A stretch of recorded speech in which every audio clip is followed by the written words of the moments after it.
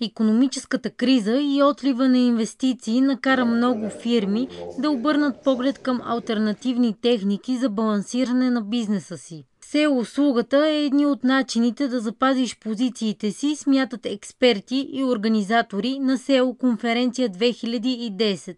Ако бизнесът разчита на онлайн продажби, разчита на онлайн дейности, то SEO може да му предостави доста големи възможности за растеж на бизнеса.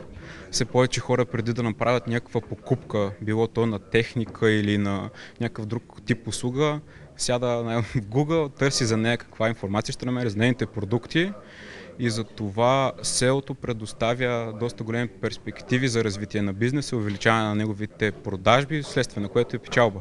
Инвестициите в рекламата и популяризацията на бизнеса в интернет доказаха, че генерират печалба и привличат клиенти. У нас пазара на SEO услуги бележи значителен ръст, но все още не се изчислява общия доход от него. За сега в България има недостатъчно количество фирми, които предлагат услугата, но броят им значително нарасна спрямо миналата година. Все повече компании започнаха да предлагат такъв тип услуга, като и все повече компании са ориентират да отделят в бюджетите си парични средства за оптимизация за сайтовете им, за оптимизация и реклама в самите търсачки, понеже освен SEO има и други методи за реклама в интернет.